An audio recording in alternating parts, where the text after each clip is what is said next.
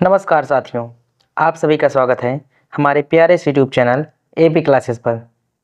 आज की इस क्लास में हम सामान्य ज्ञान में बहुत ही महत्वपूर्ण टॉपिक भारतीय संविधान में संवैधानिक विकास और निर्माण के महत्वपूर्ण 50 प्रीवियस ईयर्स क्वेश्चन जो विभिन्न कॉम्पिटिटिव एग्जाम में आए हुए हैं, इन सभी को हम समझेंगे बिल्कुल बेसिक से लेकर एडवांस लेवल तक। जैसे जैसे क्वेश्चन आए हैं UP police computer operator grade A के बेस पे हम देखेंगे। और यह लेक्चर खास तौर पर UP police computer operator grade A, UPSI, ASI, steno, SSC, RRB और अन्य सभी गवर्नमेंट एग्जाम्स के लिए बहुत ही महत्वपूर्ण है। तो बिना समय गंवाए दोस्तों, आज की क्लास को हम शुरू करते हैं। जैसे कि हमने आपको बताया कि भारतीय संविधान संवैधानिक विकास और निर्माण में top 50 hard level previous year question based on authentic notes. ठीक है, ये मतलब कि ऐसा पीडीएफ नहीं बनता है। जितने भी हम लेक्चर लेते हैं इसमें 3-4 बुक्स का एनालिसिस करके और लेक्चर वीडियोस को देख करके अच्छे से एनालिसिस करके हम आपको देते हैं, जो UP police computer operator grade A के लिए बहुत ही महत्वपूर्ण होते हैं। इसको आपको पढ़ना अनिवार्य होता है।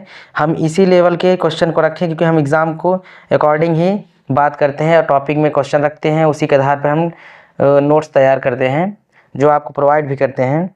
क्योंकि हम इस लेवल का क्वेश्चन देखें, एग्जाम में भी अच्छे तरीके से देखें कैसे क्वेश्चन पूछा जाता है। तो फिर हम आगे बात करेंगे। जैसे कि हमने जो पहले टॉपिक पढ़ा दिया है, हम बताते हैं ना, हर सैटरडे हम जो टॉपिक पढ़ाए रहते हैं, हम सैटरडे संडे के बीच में हम आपको क्या करते हैं, उसकी एमसीक्यू सॉल्व करवाते हैं, टेलीग्राम पे भेज देते हैं। उसके बाद यहाँ पर भी हम सॉल्व कराते हैं उसके बारे में। तो हमने क्या पढ़ाया था पहले लेक्चर में, जो पढ़ाया था उसमें हमने पढ़ाया था कि भारतीय संविधान में संवैधानिक विकास और निर्माण के बारे में बताया था कि सभा के बारे में कैसे थे, समितियाँ कौन कौन सी थीं। तो इसी सब के बेस पे हम इसके 50 प्रीवियस ईयर्स क्वेश्चन को लाए हैं उसी के टॉपिक के।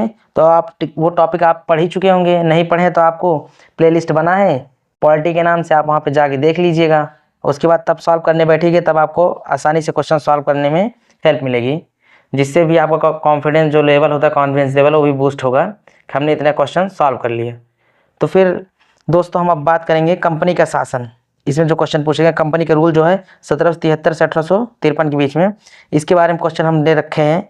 तो पहले देखिए, किस अधिनियम के तहत, क्वेश्चन नंबर फर्स्ट में, किस अधिनियम के तहत कलकत्ता में एक सुप्रीम कोर्ट में 1774 की जो स्थापना की गई, जिसके मुख्य न्यायाधीश एलिजा एम्पे थे।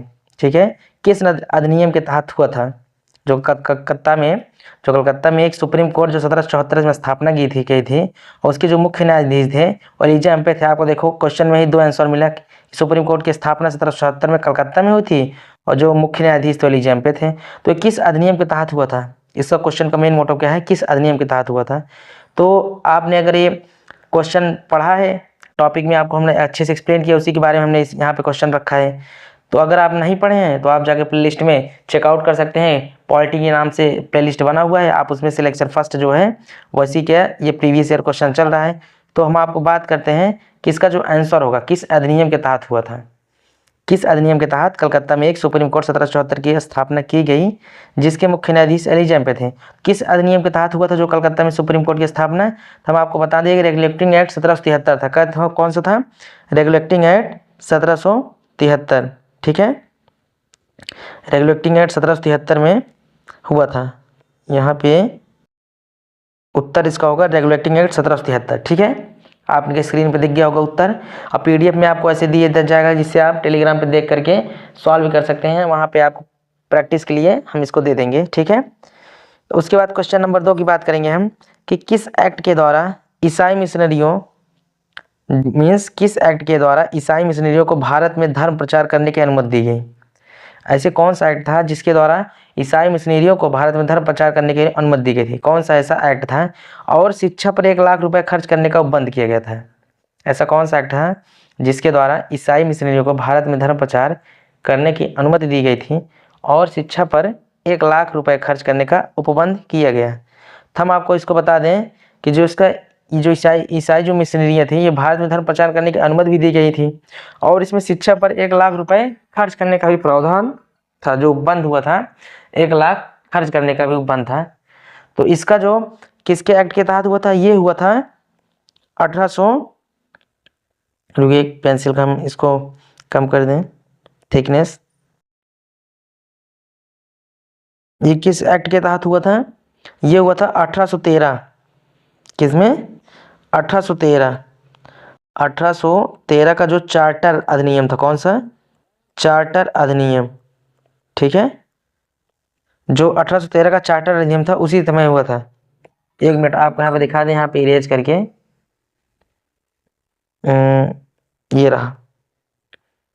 सही है, 1813 का चार्टर अधिनियम के तहत हुआ था। ठीक है, आपको एकदम आंसर और उसका क्वेश्चन हम आपको साथ में भी पीडीएफ में प्रोवाइड किए हैं, जिससे कि आपको भी रिवीजन करने में आसानी हो। अब इसी के आगे हम बात करेंगे क्वेश्चन नंबर 3 में कि किस अधिनियम के द्वारा, किस अधिनियम के बंगाल के गवर्नर जनरल को भारत गवर्नर जनरल बना दिए?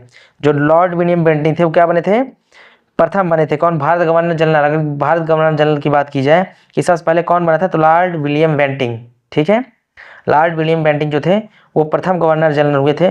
और ये किस अधिनियम ने बंगाल के गवर्नर जनरल को, इसमें बात पूछी गई क्वेश्चन में कि किस अधिनियम ने किया था बंगाल गवर्नर जनरल को भारत गवर्नर जनरल बना दिए, किस अधिनियम के द्वारा? तो हम आपको बता दें जो 1833 का था। कौन से? 1833 का जो था चार्टर अधिनियम। कौन सा था? चार्टर।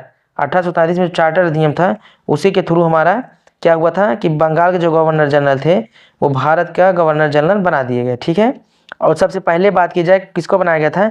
लॉर्ड विलियम बेंटिंग जो थे वो प्रथम भारत गवर्नर जनरल बने थे। अब क्वेश्चन 4 की बात करेंगे हम। क्वेश्चन 4 में क्या देखेंगे कि जो दास प्रथा थी उसको किस एक्ट द्वारा अवैध घोषित, किसके द्वारा? दास प्रथा को किस एक्ट द्वारा अवैध घोषित किया गया और वह कब उसका उन्मूलन हुआ? उसका जो उन्मूलन हुआ था कब हुआ था और किस एक्ट द्वारा अवैध घोषित किया गया था? किसको किया गया था? दास प्रथा को। तो हम आपको बताए थे कि इसी में ये जो 1833 का जो चार्टर अधिनियम था इसी के तहत हुआ था। किसमें? 1833 में ही एक्ट के तहत हुआ था। इसमें क्या था कि उन्मूलन जो होता कब हुआ था? 1843 में। हमने बताया था आपको कि जो एलन बरो है, कहाँ पे था? एलन बरो में, एलन बरो के समय में हुआ। क्या हुआ था? एलन बरो के समय में। हमने आपको बताया क्या? 1843 में पहले कौन सा एक्ट था? अगर एक्ट की बात की जाए, किसकी? एक्ट की बात की जाए तो कौन सा था? 1833। ठीक है, 1833 एक्ट था। उसके बाद अगर बात की जाए कब उसका उन्मूलन हुआ, अगर कब उन्मूलन की बात की जाए तो 1843 में। ठीक है, 1843 में किसके समय में? एलन बरो के समय में। एलन बरो के समय में। ठीक है, एलन बरो के समय में। अब इसके आगे हम दिखाएंगे आपको, इसका उत्तर हम देखेंगे। देख लीजिए, एक्ट 1800 जो एक्ट था 1835 था और उन्मूलन कब हुआ था? 1843 में एलन बरो के समय में हुआ था। ठीक है, अब इसमें हमने क्या बताया था, इसका जो बूस्टर पॉइंट है कंपनी के शासन में, जो अभी हमारे मतलब क्लास जो चल रहा है, इसका जो बूस्टर पॉइंट क्या है कि 1833 किसके? 1833 के एक्ट ने कंपनी के व्यापारिक एकाधिकार को पूर्णतः समाप्त कर दिया, जबकि 1813 में चाय और चीनी के साथ व्यापार को छोड़कर समाप्त किए थे। ठीक है, मतलब जो 1833 का एक्ट था उस एक्ट ने कंपनी के व्यापारिक जो एकाधिकार था उसको पूर्णतः समाप्त कर दिया था, जबकि 1813 में चाय और चीनी के साथ व्यापार को छोड़कर समाप्त किया था। 1813 जो था उसमें चाय और चीनी को छोड़ के व्यापार समाप्त किया था, लेकिन जो 1833 का एक्ट था उसने कंपनी के व्यापारिक एकाधिकार को पूर्णतः समाप्त कर दिए। ठीक है, अब इसी के आगे बात करते हैं हम। क्वेश्चन नंबर ब्रिटिश ताज में क्या देखेंगे कि जो क्राउन रूल है, कौन? क्राउन रूल जो ब्रिटिश ताज का शासन वो 1858 से 1861 के बीच में था। ठीक है, अगर क्राउन रूल की बात की जाए तो 1858 के लेकर 1861 के बीच में था ब्रिटिश ताज का शासन। उसी में क्वेश्चन नंबर फर्स्ट देखेंगे क्या, किस अधिनियम को शिक्षित वर्ग द्वारा, किस अधिनियम को शिक्षित वर्ग द्वारा अपने अधिकारों को मैग्ना कार्टा कहा जाता है? ऐसा कौन सा अधिनियम था जिसके द्वारा मैग्ना कार्टा कहा जाता है? किसको? शिक्षित वर्ग द्वारा। ठीक है, शिक्षित वर्ग द्वारा किसे मैग्ना कार्टा कहा जाता है? ऐसा किस अधिनियम के तहत हुआ था जिससे भारत में वायसराय पद का सृजन हुआ? जो वायसराय पद होता है भारत में उसका सृजन हुआ था किस अधिनियम के द्वारा हुआ था जिसमें शिक्षित वर्गों ने अधिकार को मैग्ना कार्टा कहा? मीन्स किस अधिनियम को शिक्षित वर्ग द्वारा अपने अधिकारों को मैग्ना कार्टा कहा जाता है जिससे भारत में वायसराय पद का सृजन हुआ? अगर हम वायसराय पद का सृजन कहे जाए तो किस अधिनियम के द्वारा हुआ था? जो 1858 का जो भारत शासन अधिनियम था उसी के तहत तो शिक्षित वर्ग द्वारा मैग्ना कार्टा कहा जाता था अपने अधिकारों को, और भारत में उसी समय भारत में वायसराय पद का सृजन हुआ 1858 के भारत शासन अधिनियम में। तो कब हुआ था? 1858 में। किसमें? भारत शासन अधिनियम, भारत शासन अधिनियम में। ठीक है, कब हुआ था? 1858 में। ये रहा 1858 में भारत शासन अधिनियम। ठीक है, क्वेश्चन नंबर फर्स्ट, इसका आंसर 1858 का भारत शासन अधिनियम। ठीक है, अब हम बात करेंगे क्वेश्चन नंबर 2 में, ब्रिटिश ताज के शासन हम बात करेंगे क्वेश्चन नंबर 2 में कि इसका जो प्रीवियस ईयर इंपॉर्टेंट क्वेश्चन है जो एग्जाम में आया हुआ है कि लॉर्ड कैनिंग द्वारा शुरू की गई विभागीय प्रणाली को किस अधिनियम के तहत मान्यता मिली है? जो लॉर्ड कैनिंग द्वारा शुरू की गई विभागीय प्रणाली है, कौन सी? फोर्ट पोलियो सिस्टम जो है, जो लॉर्ड कैनिंग द्वारा शुरू की गई थी फोर्ट पोलियो सिस्टम, को किस अधिनियम के तहत मान्यता मिली? अगर लॉर्ड कैनिंग की बात की जाए तो किसके तहत मिली थी? 1861 का जो भारत परिषद अधिनियम था उसी के समय, उसी के तहत क्या मिली थी? विभागीय प्रणाली को मान्यता मिली थी, अधिनियम के तहत मान्यता मिली थी। 1861 का जो भारत परिषद अधिनियम था, कौन सा? 1861 का भारत परिषद अधिनियम। ठीक है, यहाँ पे आंसर हम आपको दिखा दें, वही है 1861 का भारत परिषद अधिनियम। ठीक है, लॉर्ड कैनिंग द्वारा जो 1861 का जो भारत परिषद अधिनियम था उसी के तहत क्या हुआ था?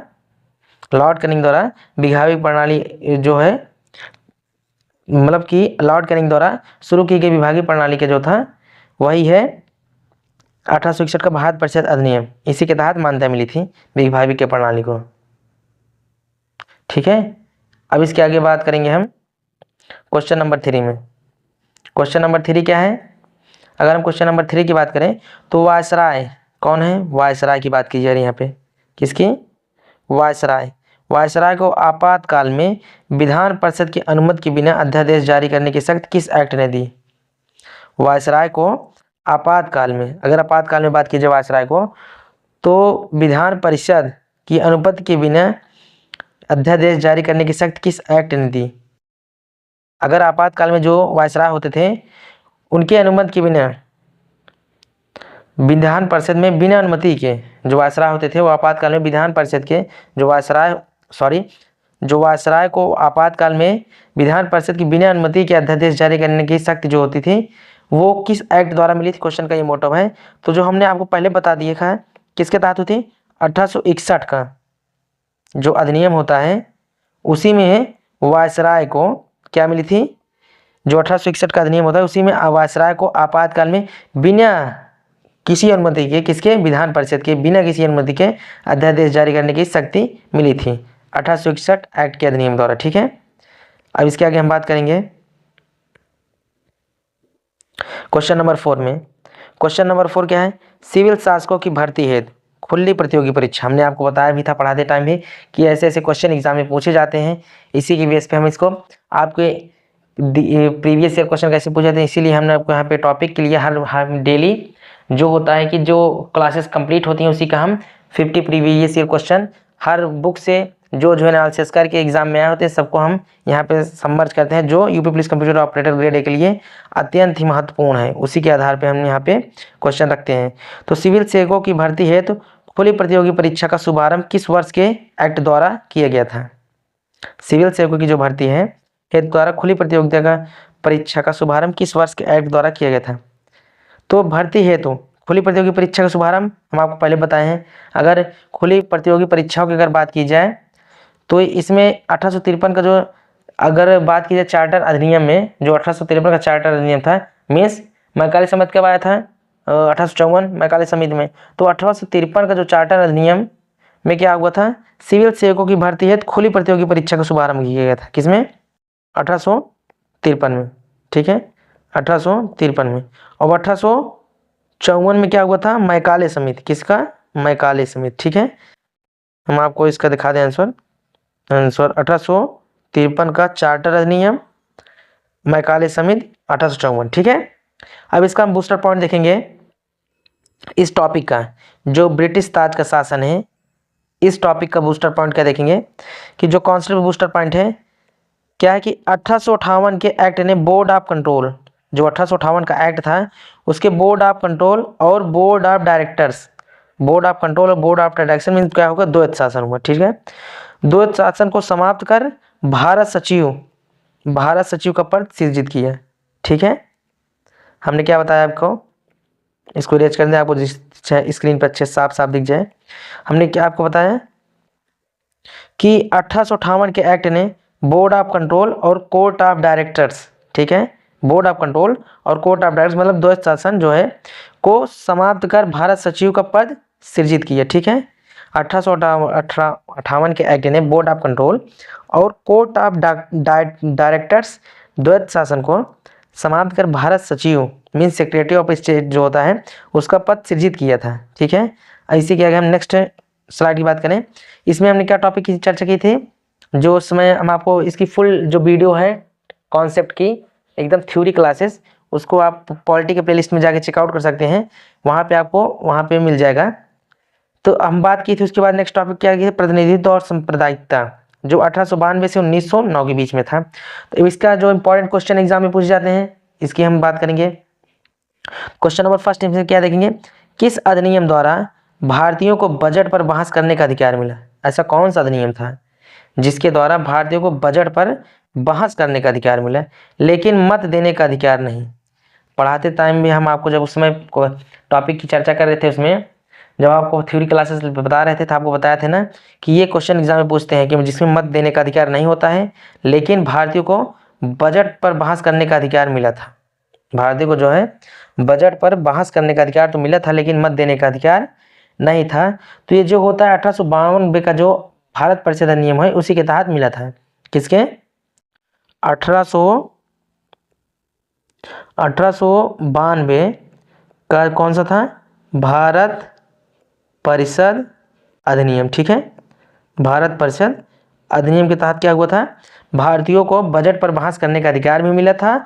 और लेकिन इसमें एक पॉइंट याद रखने वाली है कि उसमें मत देने का अधिकार नहीं था, केवल बजट पर भारतीयों को बहस करने का अधिकार मिला था। ठीक है, किसमें, 1852 के जो अधिनियम था, भारत परिषद अधिनियम, 1892 का जो भारत परिषद अधिनियम था।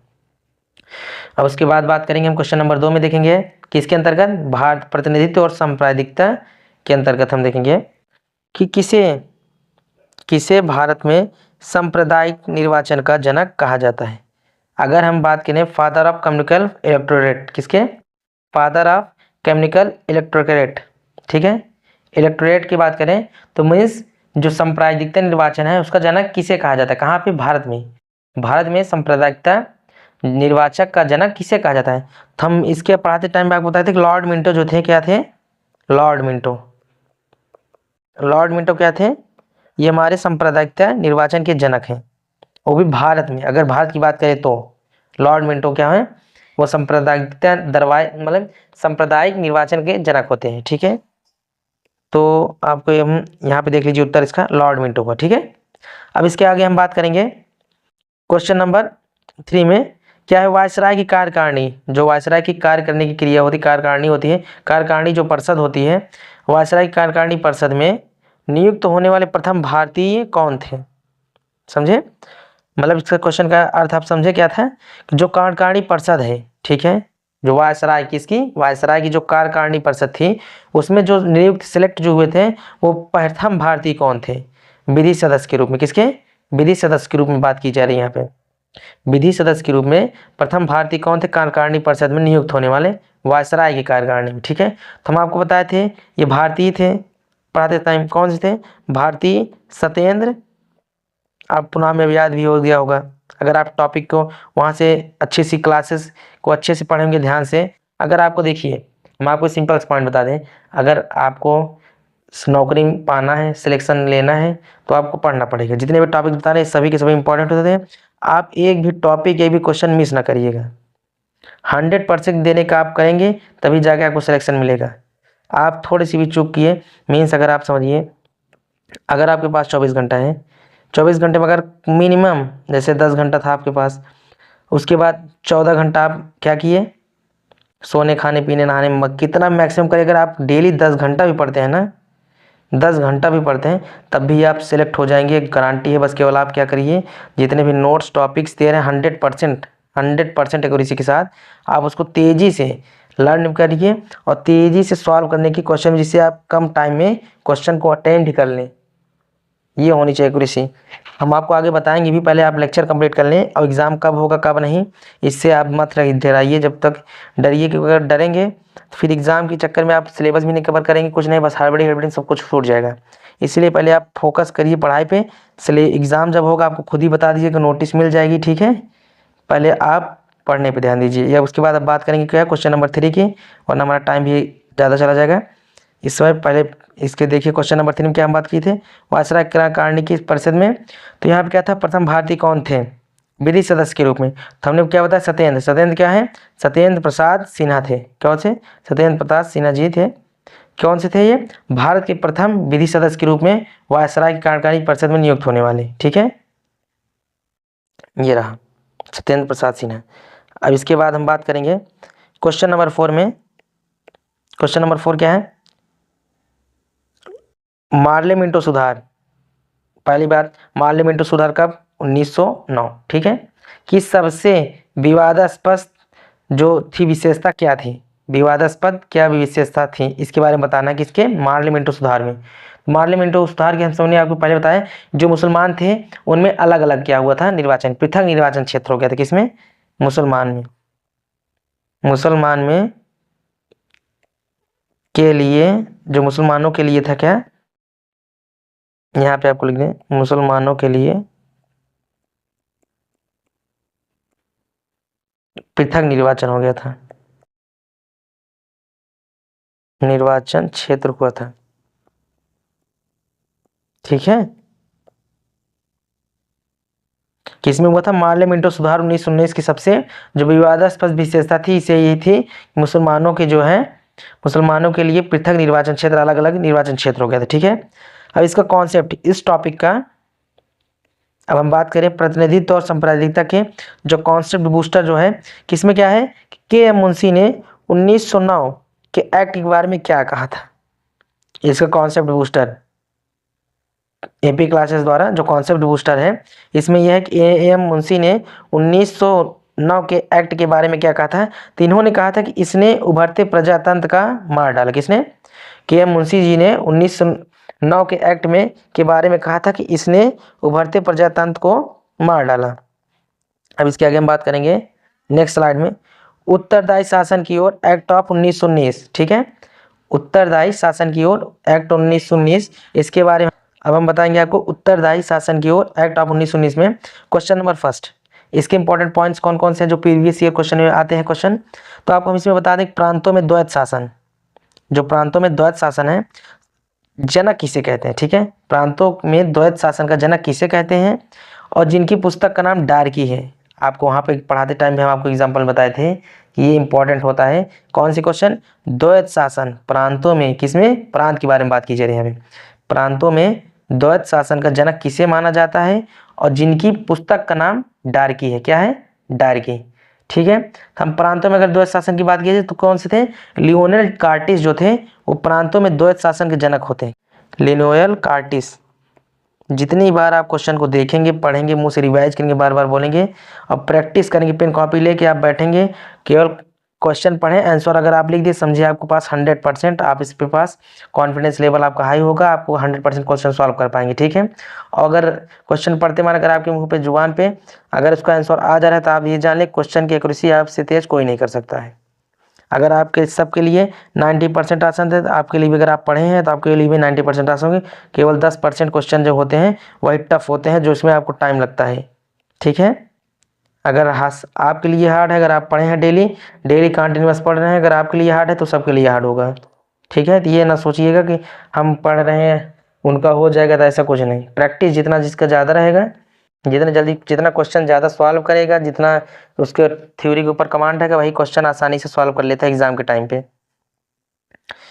और उसके बाद अब हम पहले बात करेंगे प्रांतों में द्वैत शासन की चर्चा की है कि इसके जनक कौन थे, लियोनेल डार्किस, लियोनेल कार्टिस, कौन से, लियोनेल कार्टिस, ठीक है। इसका आंसर क्वेश्चन नंबर 2 क्या है, केंद्र में द्विसदनात्मक विधायक क्या, जो केंद्र में द्विसदनात्मक विधायक क्या है, मीन्स राज्य परिषद और केंद्रीय विधानसभा की स्थापना किस स्थापना किसके द्वारा की गई थी? इसको हम इरेज कर दें, यहाँ पे आपको स्क्रिप्ट दिख नहीं रहा होगा। केंद्र में जो द्विसदनात्मक विधायिका क्या है, जो केंद्र में द्विसदनात्मक में राज्य परिषद और केंद्रीय विधानसभा, ठीक है। द्विसदनात्मक विधायिका की बात की कौन कौन से होते हैं? पहला होता है राज्य परिषद, दूसरा केंद्रीय विधानसभा। की जो स्थापना हुई थी किसके एक्ट द्वारा हुई थी, किस एक्ट द्वारा की गई थी? तो जो 1919 का, अभी हम देखो आपको बता भी दे रहे हैं, ये जो एक्ट है 1919, ठीक है। 1919 का जो एक्ट था इसी के द्वारा की गई थी। क्या की गया था? द्विसदनात्मक विधायिका मीन्स राज्य परिषद और केंद्रीय विधानसभा की स्थापना, ठीक है। 1919 के भारत शासन अधिनियम, किसके? भारत शासन 1919 के भारत शासन अधिनियम के द्वारा क्या गई थी? केंद्र में द्विसदनात्मक विधायिका की स्थापना की गई थी, ठीक। अब इसका आंसर क्या हो? केंद्र में द्विसदनात्मक विधायिका का जो स्थापना की गई थी वो किसके की थी? 1919 के भारत शासन अधिनियम के द्वारा, ठीक है। अब क्वेश्चन नंबर 3 में बात करेंगे। क्वेश्चन नंबर 3 क्या है कि भारत में महिलाओं को वोट देने का अधिकार, किसमें? भारत में महिलाओं को वोट देने का अधिकार पहली बार किस अधिनियम के तहत मिला था? हम आपको बताए भी थे कि जो भारत में महिला को वोट देने का अधिकार था वो किसके द्वारा मिला था? 1919 के ही एक्ट द्वारा। किसके? 1919 का जो अधिनियम था उसी के द्वारा क्या मिला था? भारत में महिलाओं को वोट देने का अधिकार मिला था पहली बार, अगर बात कीजिए तो, ठीक है। पहली बार अगर बात की जाए तो 1919 के तहत ही मिला था। इसका आंसर 1919 का अधिनियम कौन सा था? भारत में महिलाओं को वोट देने का अधिकार। भारत में महिलाओं को वोट देने का पहली बार किस अधिनियम तहत मिला था अधिकार? 1919 का अधिनियम। अब इसके बाद बात करेंगे हम क्वेश्चन नंबर 4 में। 1926 में लोक सेवा आयोग जो पब्लिक सर्विस कमीशन होता है, ठीक है, PSC means public service commission, जो लोक सेवा आयोग है 1926 में गठन किस आयोग की सिफारिश पे किया गया था? हमने आपको बताया था कि जो ली आयोग होता है, कौन सा? ली आयोग। ली आयोग के इसमें क्या हुआ था? ली आयोग की जो सिफारिश हुई थी उसी समय 1926 में लोक सेवा आयोग की गठन किया गया था, ठीक, इसमें ली आयोग के द्वारा। जिसका आंसर होगा हम देख लेंगे, ली आयोग के द्वारा, ठीक है। ली आयोग के द्वारा इसे लोक सेवा आयोग का 1926 में गठन किया गया था, इन्हीं की सिफारिश में। अब इसका एपी क्लासेस द्वारा जो इसका कॉन्सेप्ट बूस्टर, इसके बारे में चर्चा करेंगे कि इस अधिनियम द्वारा जो उत्तरदायी शासन की ओर एक्ट ऑफ 1919 है, किसकी? एक्ट ऑफ 1919 में इस अधिनियम द्वारा प्रांतीय विषयों की दो भागों में बांटा गया। कौन सी?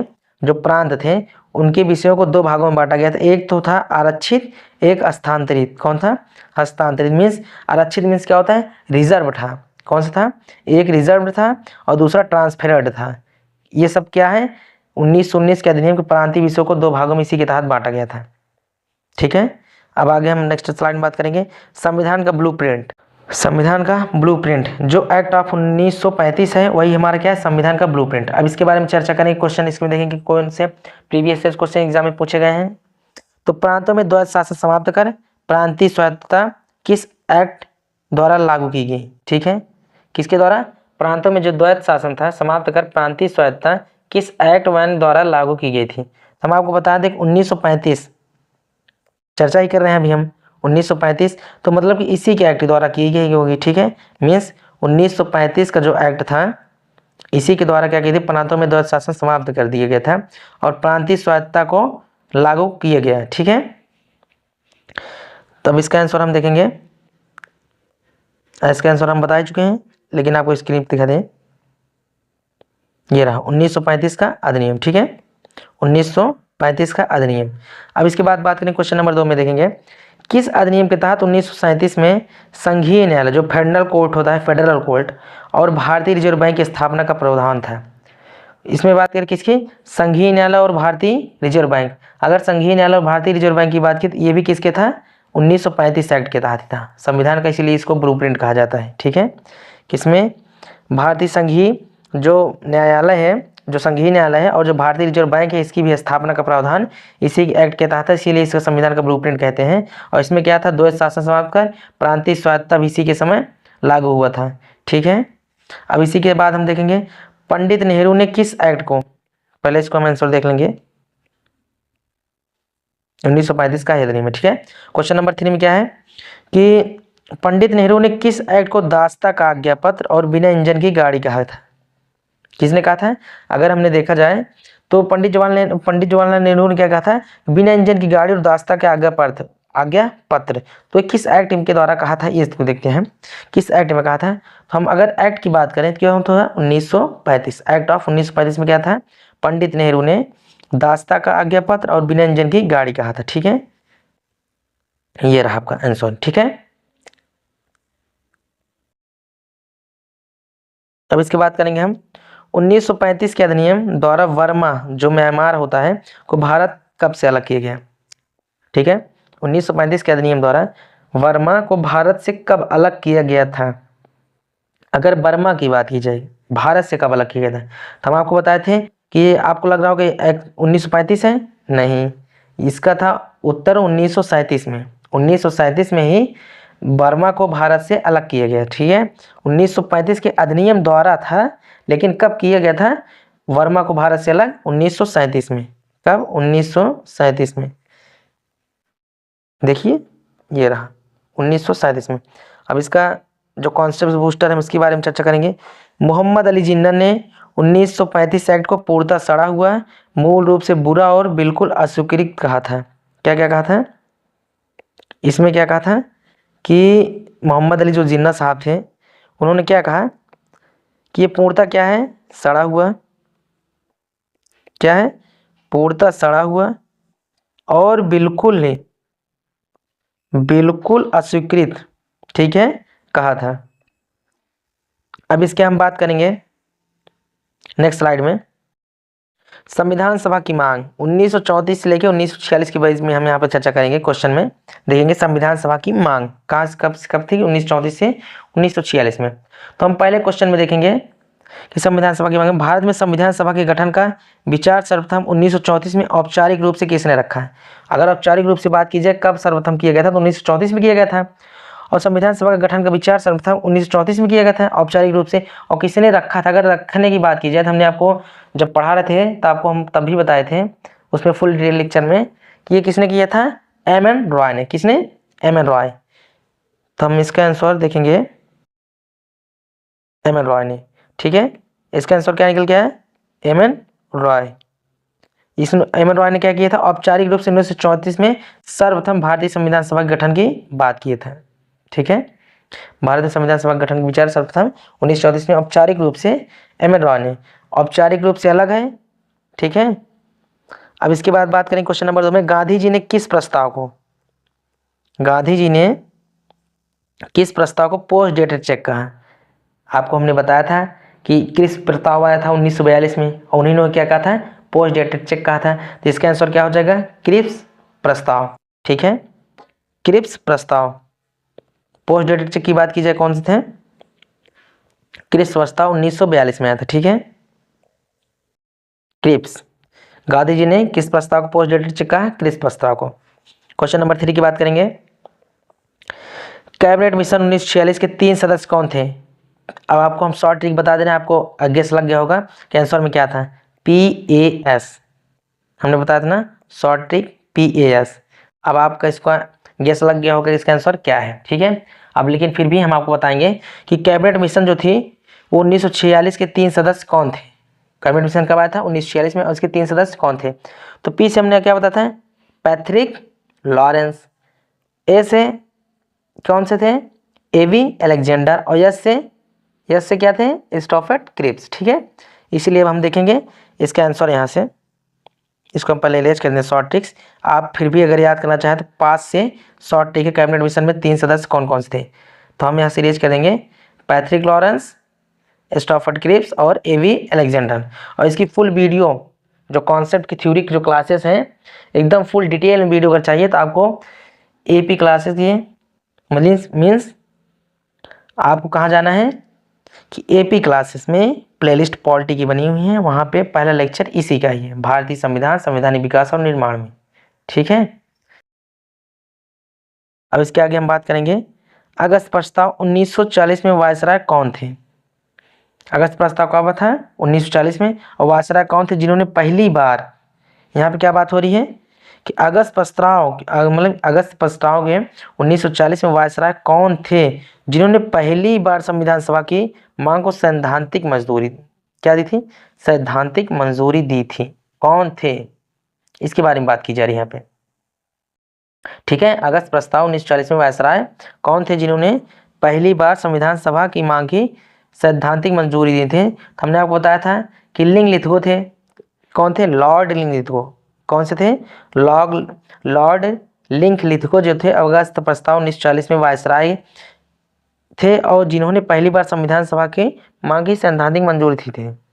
अगर 1940 के अगस्त प्रस्ताव में वायसराय की बात कीजिए तो लॉर्ड लिंगलिथगो थे जिन्होंने पहली बार संविधान सभा में सैद्धांतिक मंजूरी दी थी। तब इसका हम क्या करेंगे? इसका आंसर देखेंगे लॉर्ड लिंगलिथगो। ठीक है।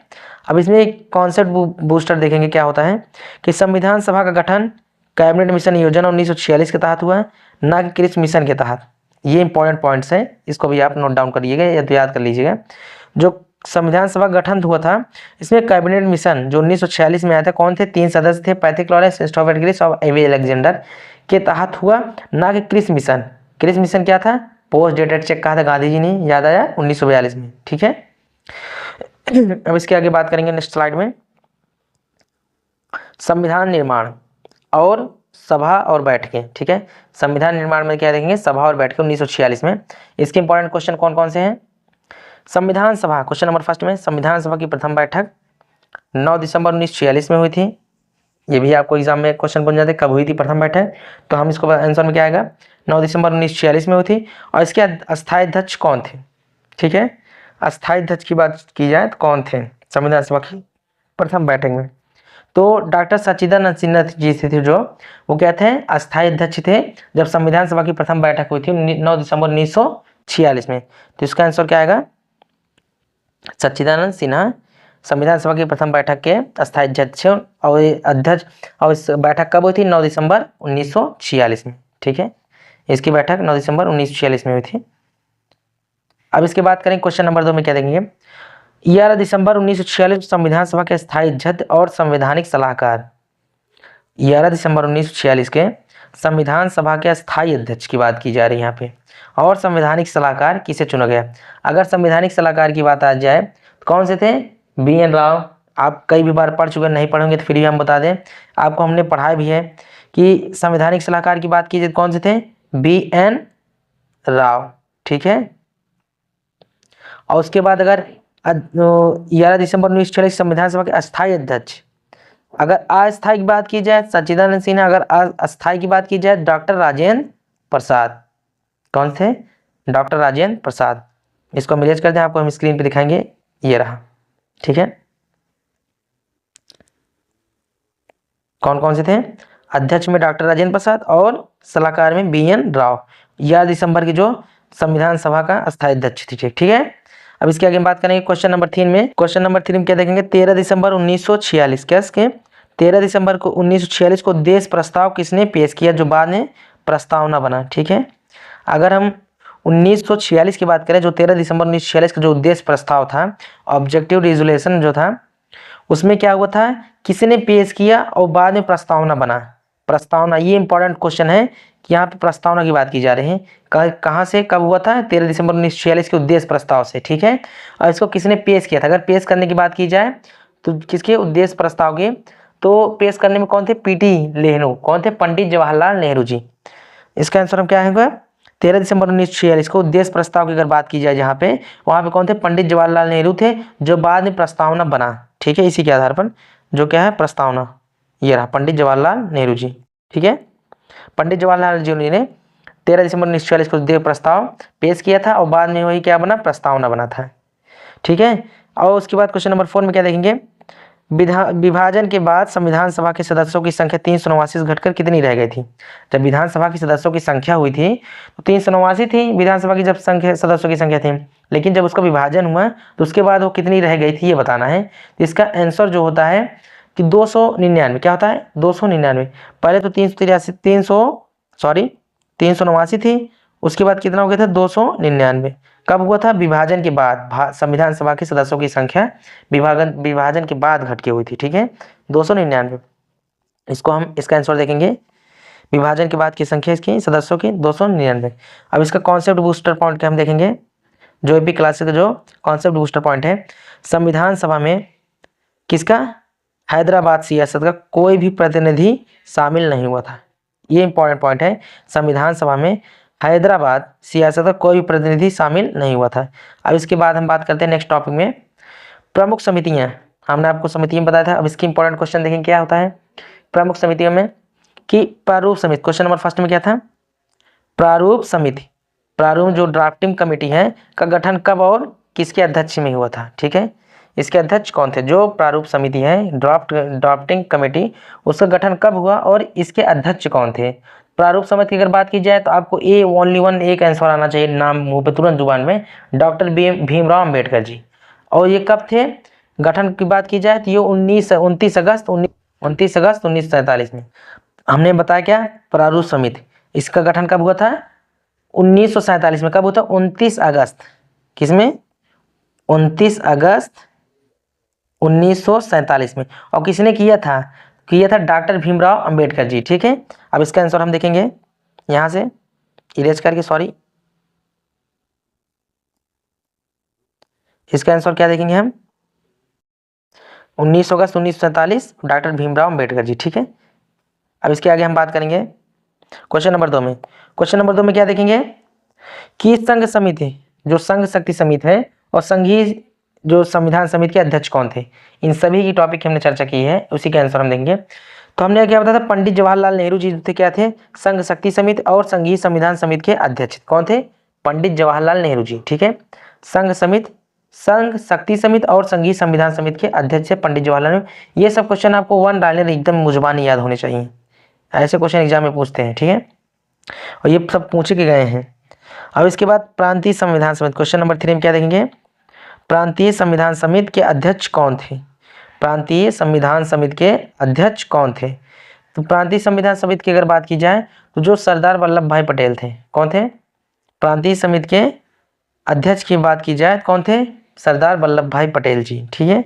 इसका आंसर क्या हो जाएगा, सरदार वल्लभ भाई पटेल, ये कौन थे, प्रांतीय संविधान समिति के अध्यक्ष थे। अब क्वेश्चन नंबर 4 में बात की जाए, इसका आंसर आपको कमेंट बॉक्स में जरूर बताना है, कमेंट बॉक्स में सभी का आंसर बताना है, जो जो आपको लगता है कि बताने योग्य है, ठीक है।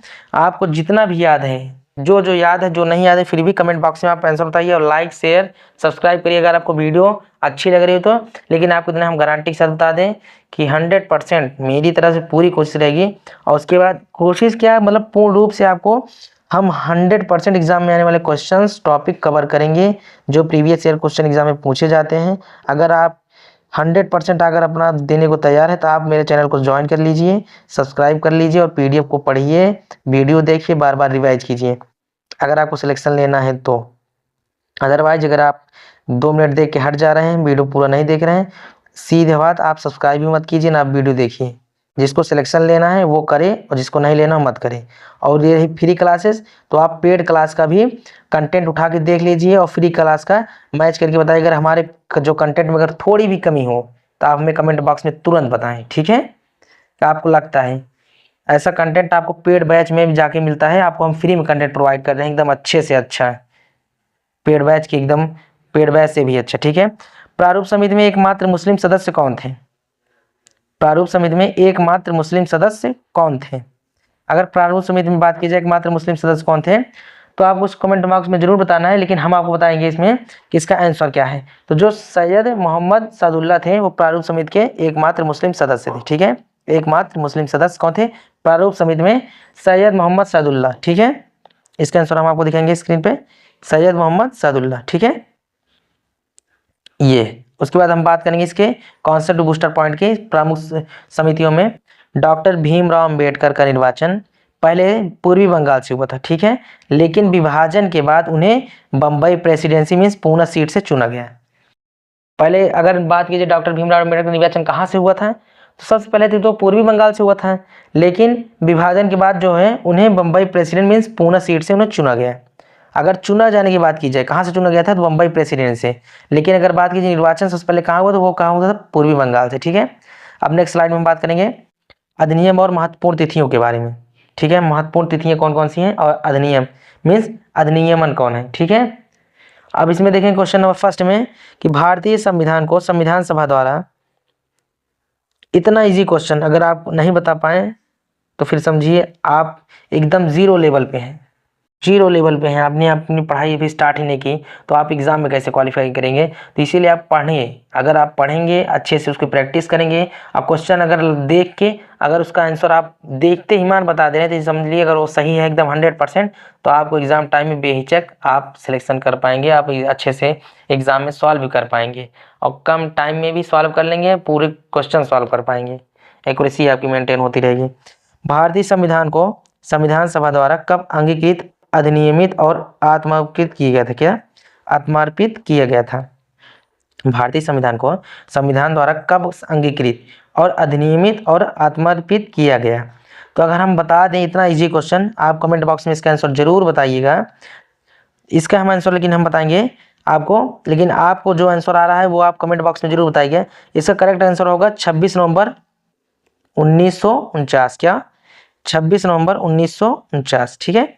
अब इसके बाद बात करेंगे इसके क्वेश्चन नंबर 2 में, संविधान सभा की अंतिम बैठक कब हुई और जिस पर 284 सदस्यों ने हस्ताक्षर किए।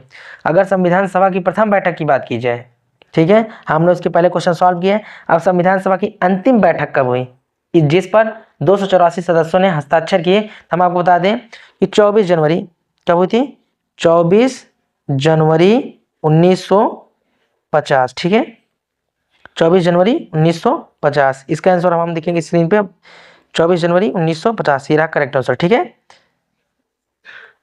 ये रहा हमारा करेक्ट आंसर ये। अब क्वेश्चन नंबर 3 में बात करेंगे हम, राष्ट्रीय ध्वज को संविधान सभा ने कब अपनाया? ये भी इंपॉर्टेंट होता है, MTS exam, SSC exams, RRB, UP police, सभी एग्जाम्स पूछ सकते हैं, क्वेश्चन पूछे भी गए हैं।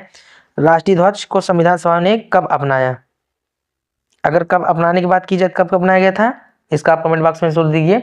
इसका जो राष्ट्रीय ध्वज को संविधान सभा ने अपनाया 22 जुलाई 1947 को। कब अपनाया था राष्ट्रीय ध्वज जो है, जो हमारा तिरंगा है, उसको संविधान सभा ने 22 जुलाई 1947 को अपनाया। इसका आंसर हम देखेंगे, करेक्ट आंसर क्या होगा? 22 जुलाई 1947, ठीक है। अब इसके आगे हम बात करेंगे क्वेश्चन नंबर 4 में कि जो मूल संविधान है, मूल संविधान को हिंदी संस्करण का सुलेखन किसने किया? इंग्लिश का किसने किया और हिंदी का किसने किया? आप इसको कमेंट बॉक्स में जरूर बताइएगा। मूल संविधान जो है हमारा, उसके हिंदी संस्करण का सुलेखन किसने किया? तो हम अगर हिंदी की बात की जाए, कौन से हैं? बसंत कृष्ण वैद्य। कौन है? बसंत कृष्ण वैद्य, ठीक है। इसका हम ये रहा, ठीक है, आंसर आपको मिला। अगर इंग्लिश की बात की जाए, प्रेम बिहारी नारायण रायजादा। आप इसको भी नोट कर सकते हैं, ये भी इंपॉर्टेंट है। ये रहा हिंदी का, और उसके बाद अगर इंग्लिश की बात की जाए, इंग्लिश में कौन से थे? प्रेम बिहारी नारायण रायजादा, ठीक है। अब इसका जो कॉन्सेप्ट पॉइंट है हम उसको देखेंगे, कॉन्सेप्ट बूस्टर पॉइंट, कि संविधान निर्माण में कुल कितना समय लगा और कितना खर्चा व्यय हुआ धन, ठीक है। तो 2 वर्ष 11 माह 18 दिन का समय लगा। किसमें लगा? संविधान निर्माण में कुल 2 वर्ष 11 माह 18 दिन का समय लगा और लगभग 64 लाख रुपए खर्च हुए थे। संविधान सभा के निर्माण में कुल 2 वर्ष 11 माह 18 दिन का समय लगा और लगभग 64 लाख रुपए खर्च हुए। अब इसके आगे हम बात करेंगे संविधान सभा के स्रोत के बारे में, इसके सोर्स ऑफ कॉन्स्टिट्यूशन क्या है। इसका पहला क्वेश्चन देखेंगे क्या हम, जो एग्जाम में आए हुए हैं, UP police computer operator grade की बहुत ही महत्वपूर्ण क्वेश्चन है, इसमें वहां से बनते हैं संविधान के स्रोत से, कि संसदीय शासन प्रणाली, क्वेश्चन नंबर फर्स्ट में, संसदीय शासन प्रणाली और एकल नागरिकता किस देश के संविधान से ली गई? ये जान लीजिए कि जो संसदीय शासन प्रणाली है, अगर इसकी चर्चा आ जाए और एकल नागरिकता किया जाए, तो आप 100% जानेंगे ब्रिटेन कहाँ से ली गई? ब्रिटेन से ली गई 100%। तो संसदीय शासन प्रणाली और एकल नागरिकता किस संविधान से ली गई? तो ब्रिटेन से ली गई। इसका करेक्ट आंसर क्या होगा? ब्रिटेन से, ठीक है, ब्रिटेन के संविधान से लिए गए। अब इसके बाद हम देखेंगे मूल अधिकार कौन है? मूल अधिकार और न्यायिक पुनरावलोकन कहाँ से प्रेरित है? ठीक है, न्यायिक पुनरावलोकन और मूल अधिकार कहाँ से प्रेरित है? कहाँ से है? अमेरिका से है। इसका करेक्ट आंसर क्या है? अमेरिका, इसका अमेरिका, ठीक है। मूल अधिकार और न्यायिक पुनरावलोकन अमेरिका से प्रेरित है। अब इसके बाद बात करें क्वेश्चन नंबर 3 में, कि समवर्ती सूची और सांसद की संयुक्त बैठक का प्रावधान किस देश से लिया गया है? जो समवर्ती सूची है और सांसद की संयुक्त बैठक का प्रावधान किस देश से लिया है? समवर्ती सूची, सांसद की संयुक्त बैठक का प्रावधान किस देश से लिया है? आप इसको बताइएगा। और हम आपको बता दें कि समवर्ती सूची, जिसका करेक्ट आंसर है समवर्ती सूची और सांसद की संयुक्त बैठक का प्रावधान ऑस्ट्रेलिया से लिया गया था। कहाँ से लिया गया था? ऑस्ट्रेलिया से। इसका आंसर क्या आएगा? ऑस्ट्रेलिया। इसका करेक्ट आंसर देखेंगे हम स्क्रीन पर, ऑस्ट्रेलिया। ठीक है, हमारी समवर्ती सूची और सांसद की संयुक्त बैठक का प्रावधान ऑस्ट्रेलिया से लिया गया। ऑस्ट्रेलिया जो देश है हमारा, वहां से लिया गया था। अब इसकी बात करें क्वेश्चन नंबर 4 में, राज्य के नीति निदेशक तत्व, डीपीएसपी जो होती है, राज्य के नीति निदेशक तत्व और राज्यसभा में सदस्यों का मनोनयन किस देश से लिया गया है? इसका आपको कमेंट बॉक्स में आंसर बताना है। राज्य के नीति निदेशक तत्व जो डीपीएसपी होती है और राज्यसभा में सदस्यों का मनोनयन किस देश से लिया गया है? अगर राज्य के नीति निदेशक तत्व है, तुरंत आपको दिमाग में आ जाना चाहिए आयरलैंड, आयरलैंड, आयरलैंड। ठीक है, आयरलैंड से ही हमारे राज्य के नीति निदेशक तत्व लिए गए हैं। और राज्यसभा में सदस्यों का मनोनयन राज्यसभा मतलब कि आयरलैंड से ही, देश से ही लिया गया है। ठीक है, अब इसके बाद करेंगे हम आगे कॉन्सेप्ट बूस्टर में क्या देखेंगे। कॉन्सेप्ट बूस्टर, आपातकाल के दौरान मूल अधिकार को निलंबन जनवरी के संविधान से लिया गया। किसके? आपातकाल के दौरान मूल अधिकारों को जो निलंबन होता है वो जर्मनी के संविधान से लिया गया है। अब इसके आगे हम नेक्स्ट स्लाइड में बात करेंगे। अनुसूची 1 से 6, अनुसूची 1 से 6 से कौन कौन से क्वेश्चन बनते हैं यहाँ आप देखिएगा। किस अनुसूची ने वेतन भत्ते और किसमें शपथ प्रारूप का उल्लेख है? ऐसी कौन सी अनुसूची जिसमें वेतन भत्ते और शपथ प्रारूप का जो है उल्लेख होता है? ऐसी कौन सी अनुसूची है? तो हमने आपको बताया था जो दूसरी है तो तीसरी है। दूसरी में हमारा वेतन होता है और तीसरी में हमारा क्या होता है? शपथ होता है। तो इसका आंसर क्या निकल के आएगा? दूसरी में जो है वेतन में भत्ते और तीसरी शपथ प्रारूप का उल्लेख होता है। अब इसके बाद क्वेश्चन नंबर 2 में बात करेंगे। तीसरी अनुसूची शपथ का है, उसमें किन पदाधिकारियों का शपथ उल्लेख नहीं है? कौन कौन से पदाधिकारी जिसका शपथ उल्लेख नहीं है? हमने आपको बताया था जो हमारे राष्ट्रपति, उपराष्ट्रपति और उपराज्यपाल होते हैं, इनके सब क्या होते हैं? अलग से अनुच्छेद है। इसमें कोई तीसरी अनुसूची में शपथ का नहीं होता है उल्लेख। देख लीजिए आपका आंसर करेक्ट इसका। राष्ट्रपति और उपराष्ट्रपति, राज्यपाल, इनके लिए अलग से अनुच्छेद है। इनके लिए जो तीसरी अनुसूची में शपथ है, इनके पदाधिकारियों का शपथ का उल्लेख नहीं है। अब बात करें क्वेश्चन नंबर 3 में, चौथी अनुसूची किससे संबंधित है? अगर चौथी अनुसूची की बात कीजिए किससे संबंधित है, तो इसमें क्या होता है कि चौथी अनुसूची किससे संबंधित है? तो हमने आपको बताया था कि जो दूसरी थी वो वेतन के लिए थी, तीसरी शपथ के लिए, और चौथी जो थी वो राज्यसभा में सीटों का आवंटन था। ठीक है, तो इसका करेक्ट आंसर क्या हो जाएगा? चौथी अनुसूची, राज्यसभा में सीटों का आवंटन।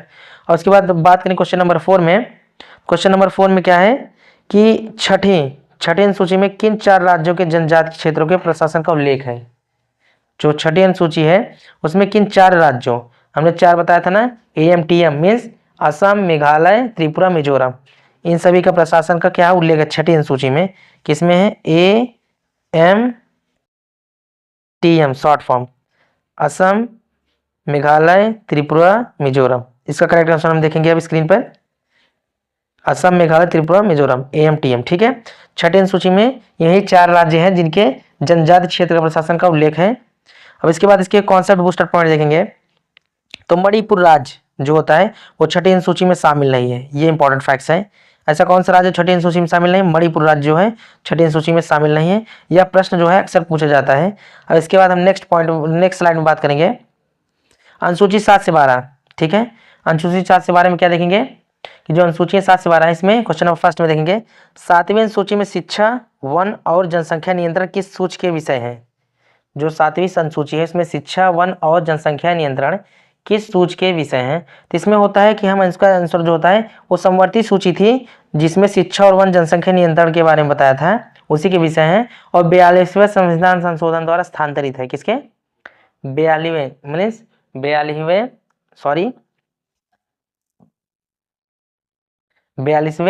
संशोधन द्वारा स्थानांतरित है। कौन सी है? समवर्ती जो सूची है 7वीं सूची में। इसमें मैंने बताया था ना 7वीं सूची में शिक्षा, वन और जनसंख्या नियंत्रण, समवर्ती सूची जो कि 42वें संविधान संशोधन द्वारा स्थानांतरित है। अब इसके बाद क्वेश्चन नंबर 2 में बात करेंगे दल विदल। इसका करंट आंसर क्या हो जाएगा? संवर्ती सूची। ठीक है, 42वें संविधान संशोधन द्वारा स्थानांतरित। दल बदल विरोधी, क्वेश्चन नंबर 2 में क्या देखेंगे? दल विरोधी कानून जो है, दल बदल विरोधी कानून किस अनुसूची में है और कब जोड़ा गया है? अगर दल बदल की बात कीजिए, हमने बताया था आपको जो 52वां संविधान संशोधन हुआ था उसी में, ये कब हुआ था? 1985 में हुआ था। 52वां जो संविधान संशोधन था 1985 में हुआ था, और 10वीं अनुसूची के तहत इसमें दल बदल विरोधी कानून जो थे वो अनुसूची में थे। दल विरोधी कानून किसमें? अनुसूची नंबर 10 में। इसका आंसर देखेंगे करेक्ट क्या होगा? अनुसूची, हाँ 10वीं अनुसूची में, और 52वां संविधान संशोधन 1985 में हुआ था। अब इसके बाद बात करें क्वेश्चन नंबर 3 में कि 11वीं अनुसूची जो है, 11वीं अनुसूची में पंचायती राज में कितने विषय शामिल हैं? पंचायती राज की बात की गई थी, इसका आपको हम बता दें इसका आंसर क्या होगा, लेकिन आप पहले बताइएगा कि क्या होगा इसका आंसर 11वीं अनुसूची में। अगर पंचायती राज बात की जाए अनुसूचियों में तो कितने विषय हैं? विषयों की बात की जाए टोटल 29 विषय थे। कितने? टोटल 29 विषय थे। तो इसका करेक्ट आंसर क्या हो जाएगा? 29। तो हाँ, ये रहा हमारा 11वीं अनुसूची पंचायती राज में, टोटल जो है कुल 29 विषय शामिल हैं। अब इसके बाद बात करें क्वेश्चन नंबर 4 में। क्वेश्चन नंबर 4 क्या है कि 12वीं अनुसूची में जो नगर पालिका है, 11वीं की बात की पंचायती राज, और 12वीं अनुसूची में नगर पालिका किस संविधान संशोधन द्वारा जोड़ी गई थी? तो जो संविधान संशोधन की बात की जाए नगर पालिका में, तो 74वां जो संविधान संशोधन हुआ था 1992 में हुआ था, उसके तहत क्या जोड़ी गई थी? हमारी 12वीं अनुसूची नगर पालिका है। ठीक है, इसका करेक्ट आंसर क्या होगा? 74वां संविधान संशोधन 1992 में 12वीं अनुसूची नगर पालिका को संविधान संशोधन द्वारा जोड़ा गया था। अब इसके कॉन्सेप्ट बूस्टर पॉइंट के देखेंगे। जो कॉन्सेप्ट इसका बूस्टर पॉइंट है अनुसूची 7 से 12 तक, इसमें क्या था? अवशिष्ट शक्तियां उन विषयों पर होती हैं जो तीनों सूचियों में नहीं है और ये केंद्र के पास होती है। केंद्र के पास होती हैं पहले पॉइंट, और तीनों विषयों में सूचियों में नहीं होती। अवशिष्ट शक्तियां उन्हीं विषयों पर होती हैं जो तीनों सूचियों में नहीं होती हैं और एक केंद्र के पास ही होती हैं। अनुसूची 7 से 12 के अंतर्गत यह है कॉन्सेप्ट बूस्टर पॉइंट। अब नेक्स्ट स्लाइड में बात करेंगे 8वीं अनुसूची में जो राजभाषा ऑफिशियल लैंग्वेज है इसके बारे में बताएंगे। तो इसमें हम देखेंगे इंपॉर्टेंट क्वेश्चन कौन कौन से हैं। क्वेश्चन नंबर फर्स्ट में क्या है कि मूल संविधान में कितनी भाषाएं थी, पहली बात, और वर्तमान में कितनी है? इसका क्वेश्चन पूछा जाता है, मूल संविधान में कितनी भाषाएं थी और वर्तमान में कितनी हैं। अगर हमने आपको पढ़ा था इसमें बता दें कि जो मूल संविधान में जो भाषाएं थी मूल संविधान में, उस समय मूल में क्या थी? 14 थी, लेकिन अभी वर्तमान में देखा जाए 22 हो गई हैं। ठीक है, कितनी? इसका आंसर क्या निकल के आएगा? हम स्क्रीन पर दिखाएंगे आपको। मूल 14 और वर्तमान में 22। ठीक है, अब इसके बाद क्वेश्चन नंबर 2 में देखेंगे सिंधी भाषा। सिंधी भाषा, सिंधी भाषा को किस संशोधन द्वारा जोड़ा गया? जो सिंधी भाषा है वो किस संशोधन द्वारा? हमने बताया था सिंधी, उसके बाद और भी ऐसी भाषाएं थी। सिंधी, तो क्वेश्चन नंबर 2 में किसकी बात कीजिए? सिंधी केवल बात कीजिए। सिंधी जो भाषा है वो किस संविधान संशोधन द्वारा, किस संशोधन द्वारा जोड़ा गया? तो अगर संशोधन की बात की जाए तो 81वां जो संविधान संशोधन था उसी में सिंधी भाषा को जोड़ा गया था। ये 1967 के समय में हुआ था। कब हुआ था? 1967 में 21वां संविधान संशोधन हुआ था, उसी में सिंधी भाषा को जोड़ा गया था। इसका आंसर आप करेक्ट हम देखेंगे स्क्रीन पर, देखिए 21वां संविधान संशोधन 1967। ठीक है, 1967 में सिंधी भाषा को जोड़ा गया था। अब क्वेश्चन नंबर 3 में देखेंगे जो नमक, नेपाली, मणिपुर, कोंकणी वो किस संविधान संशोधन जोड़ा गया? नेपाली, मणिपुर, कोंकणी वो किस संविधान संशोधन द्वारा जोड़ा गया था? तो 1992 में जो 71वां संविधान संशोधन हुआ था, जो 71वां संविधान संशोधन हुआ था 1992 में, उसमें नेपाली, मणिपुर, कोंकणी को जोड़ा गया था। इसका स्क्रीन पे हम देखेंगे उत्तर वही हमारा सही होता है कि नहीं। कौन सा? 71वां संविधान संशोधन 1992। तो इसका ये भी करेक्ट आंसर है, मीन्स नेपाली, मणिपुर, कोंकणी को 71वां संविधान संशोधन 1992 में जोड़ा गया था। ठीक है, अब इसके बाद क्वेश्चन नंबर 4, ये एग्जाम में आता है क्वेश्चन, जरूर यहाँ से बनते हैं। बोडो, डोंगरी, मैथिली और संथाली को कब जोड़ा गया? बोडो, डोंगरी, मैथिली और संथाली, अगर इसकी बात की 2003 में जोड़ा गया था, और ये 92वां संविधान संशोधन, कौन सा है? 92वां। ठीक है, 92वां संविधान संशोधन 2003 के समय में हुआ था। बोडो, डोंगरी, मैथिली और संथाली, इसका आंसर क्या निकल के आएगा? 92वां संविधान संशोधन 2003। कॉन्सेप्ट बूस्टर की बात की जाए इसमें, जो एपी क्लासेस का कॉन्सेप्ट बूस्टर है, तो इसमें देखेंगे हम वर्तमान में 6 भाषाओं को शास्त्रीय भाषा का दर्जा प्राप्त है। अगर क्लासिकल लैंग्वेज की बात की जाए अभी वर्तमान समय में, तो 6 भाषाओं को, किसके? 6 भाषाओं को, 6 भाषाओं को क्लासिकल लैंग्वेज का दर्जा प्राप्त है। कौन कौन से हैं ये? तमिल है, संस्कृत है, तेलुगु, कन्नड़, मलयालम, उड़ीसा। कौन कौन से? तमिल, संस्कृत, तेलुगु, कन्नड़, मलयालम, उड़ीसा। ठीक है। अब इसके बाद हम बात करेंगे, ये हमारा यहाँ तक सेशन हमारा हो गया। अभी तक हमने टोटल 52 क्वेश्चन मीन्स 50 क्वेश्चन कहे थे, इसमें 2 क्वेश्चन और ऐड कर दिए थे हम। टोटल 52 मीन्स 52 क्वेश्चन हम यहाँ पे कवर कर चुके हैं। किसके टॉपिक के? भारतीय संविधान में संवैधानिक विकास और निर्माण में। ठीक है। तो हम देखेंगे कि जो आपकी सफलता होती है, क्या होती है? आपकी जो सफलता है हमारा लक्ष्य। ठीक है, आपकी सफलता ही हमारा लक्ष्य है। क्या क्या टॉपिक कवर किए हमने? हिस्टोरिकल एक्ट्स में देखा, मेकिंग ऑफ कॉन्स्टिट्यूशन देखा और सोर्स एंड शेड्यूल्स के बारे में देखा। अब देखिए इसकी जो हमारा मोटो है कि आपकी सफलता जो है हमारा है लक्ष्य है। अब इसमें अगर कड़ी मेहनत आपको वहाँ पहुँचा देती है, ठीक है, कड़ी मेहनत आपको वहाँ पहुँचा देती है जहाँ अच्छी किस्मत शायद आपको पहुँचा दे। अगर आप कड़ी मेहनत करेंगे तभी आपको वहाँ पहुँचा देती है जहाँ अच्छी किस्मत शायद आपको पहुँचा देगी। ठीक है। तो अगर आज का सेशन यहीं पर समाप्त करते हैं। आपको क्लास कैसी लगी और एग्ज़ाम के प्रिपरेशन टाइपिंग से रिलेटेड, डीबी और मेडिकल से रिलेटेड जानकारी प्राप्त करने के लिए कमेंट्स में ज़रूर बताएं। और ऐसे ही वीडियो का डेली अपडेट्स पाने के लिए चैनल को सब्सक्राइब करें और बेल आइकन को प्रेस करें, जिससे वीडियो की फ्री PDF MCQ पाने के लिए टेलीग्राम को चैनल को ज्वाइन करें। लिंक डिस्क्रिप्शन में दिया है।